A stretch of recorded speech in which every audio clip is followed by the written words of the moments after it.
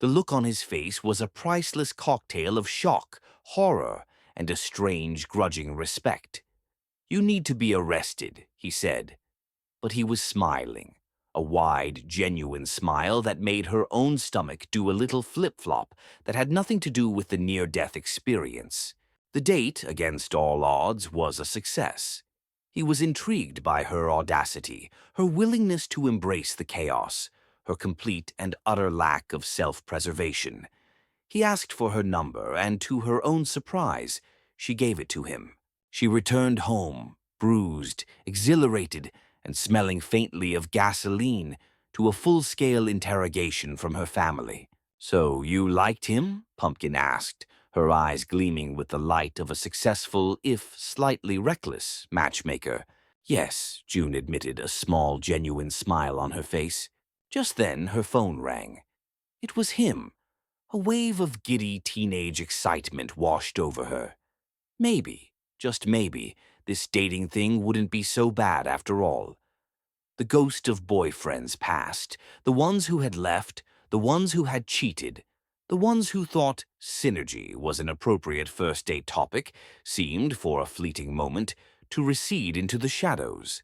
Chapter 7, The Great Cupcake War of 2017. The fragile truce June had brokered with her own body, a delicate peace treaty negotiated with protein shakes and punishing cardio, was about to be shattered by an enemy she hadn't anticipated. Jennifer. The battleground was not the wedding chapel or a courtroom, but the kitchen table. The weapon of choice was not harsh words, but a deadly, sugary arsenal of baked goods. Jennifer, it seemed, had embarked on a campaign of culinary sabotage, a guerrilla war fought with frosting and sprinkles, using Alana as her unwitting pawn. It began subtly. Alana would come home from visits with her father and his fiancée, her pockets mysteriously filled with candy bars and bags of chips, like a tiny sugar-fueled smuggler. "Jennifer says big is beautiful," Alana would parrot, her mouth full of chocolate, her words slightly muffled. "She says you're getting too skinny, Mama. She says you looked better with some meat on your bones. She also says I should have a pony." The words were like tiny poison darts, each one dipped in a thick, cloying glaze of passive aggression. Jennifer was undermining everything June was working for, not just by feeding her daughter a diet that would make a hummingbird diabetic, but by planting seeds of doubt, by reframing June's journey of health as a form of self-mutilation. The conflict came to a head during a cake tasting for the wedding, an event that should have been a joyous celebration of sugar and impending nuptials, but instead became the opening salvo in a full-blown war. Alana, who had been invited to help pick out the flavors, returned home not just with a sugar high, but with 2 large boxes of leftover cake. "Me, Jennifer, and Sugar Bear, we're doing it," Alana announced proudly, oblivious to the storm she was about to unleash. "She let me get whatever I wanted. I'm like her little daughter." The phrase "little daughter" struck June like a physical blow. It was a direct assault on her role, her identity, her very reason for being. She saw red, a deep, furious, cake-hating red. "Excuse me?" she snapped, her voice dangerously quiet, the kind of quiet that precedes a tornado. "You will never be her daughter." She snatched the cake boxes from Alana's hands with the speed of a striking cobra and, in a fit of righteous diet-fueled rage, marched to the kitchen and dumped their contents into the trash with a satisfying thud. "What are you doing with my pie?" Alana cried, her face crumbling like a dry scone. "I'm the mom in this house," June roared, the fury she felt towards Jennifer now directed at the innocent, cake-loving messenger.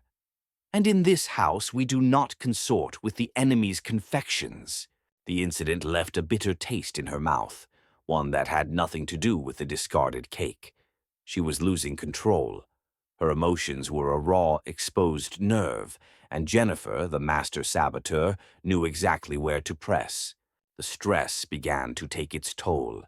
The number on the scale, which had been her ally, her confidant, her cruel but honest friend, became her enemy once more.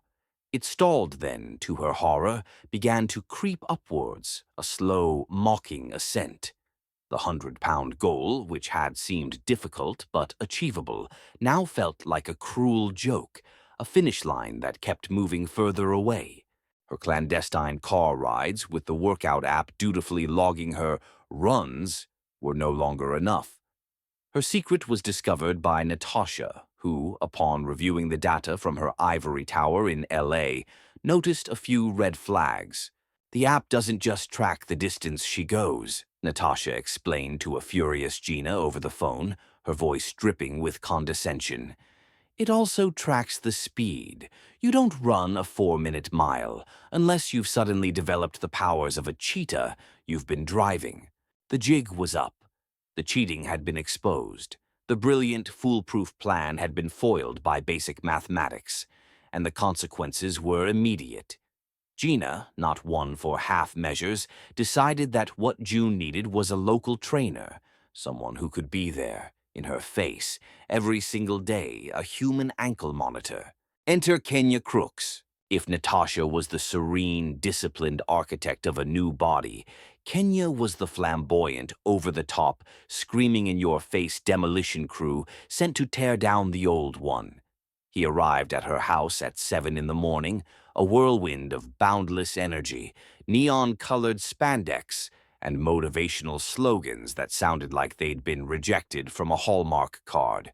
"It's time to work out, baby," he boomed, his voice echoing through the quiet house, probably waking up neighbors 3 counties over. "I've been hired to take care of your body." June, still half asleep and tangled in her sheets, stared at him in disbelief. "Who the hell is this?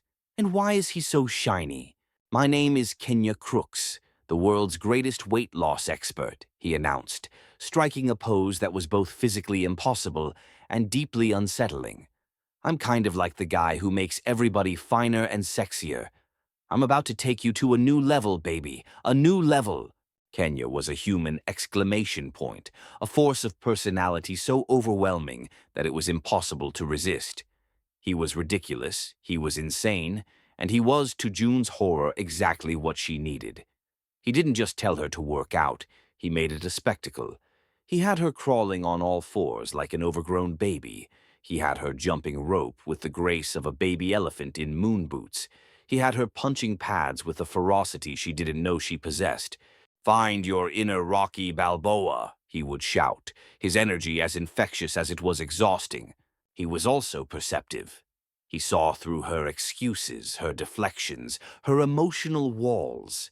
He understood that her struggle wasn't just with food, it was with the emotional baggage that had weighed her down for years, a baggage that was apparently filled with bricks and resentment. The weight gain, the cheating, the rage at Jennifer, it all came pouring out during one particularly grueling workout session, the confession fueled by sweat and exhaustion. "My emotions are everywhere right now," she confessed, her voice choked with tears. "You know, I've got the surgery coming up, working out, looking at that damn scale 20 times a day. It's not moving, it's actually going up a little bit, and I get frustrated with my damn self, so it's like I'm all up in my feelings and my emotions all the time." "Okay, you can't let your emotions rule you," Kenya said, his voice, for once, gentle and calm. "You can't let them run you, because just like out there, you gave your power away. Don't fall for it again." His words hit home. Jennifer's sabotage was only effective because June allowed it to be. The cupcakes were not the problem. Her reaction to them was. She was letting Jennifer live rent-free in her head, and the rent was her sanity. The next time Jennifer and Sugar Bear showed up, cupcakes in hand, looking like the harbingers of diabetic doom, June was ready. She met them at the door, her expression a mask of calm, almost terrifying indifference. "Here you go, honey," Jennifer said, offering the box to Alana with a saccharine smile. "Enjoy." June stepped between them, a human shield against the forces of evil and empty calories. "I understand you're the father," she said, her voice even and steady, addressing Sugar Bear but her eyes fixed on Jennifer like a laser beam. But you're doing this to sabotage us. I've worked really hard on my body, and I'm trying to get the kids to eat healthy, and you bring in bull-teen like this. If y'all want to eat unhealthy on your own time, go ahead. I don't want the bull tea brought back in my house again. The confrontation escalated, the thin veneer of Southern civility cracking under the pressure of years of resentment. Accusations flew, old wounds were torn open, and the volume rose to a level that could shatter glass. You're not the mother, and you're never gonna be anything to Alana, June spat, the words a venomous torrent. I'd just be the mother that you can't be, Jennifer retorted, her voice dripping with a false sympathy that was more insulting than an outright curse. The words were a declaration of war. But this time June didn't let the rage consume her. She remembered Kenya's advice. She took a deep breath, turned her back on them, and walked back into her house, leaving them standing on her doorstep, their sugary weapons rendered powerless. She had not won the war, but she had won the battle. She had reclaimed her power. And she had, most importantly, saved herself from the temptation of a buttercream-frosted cupcake.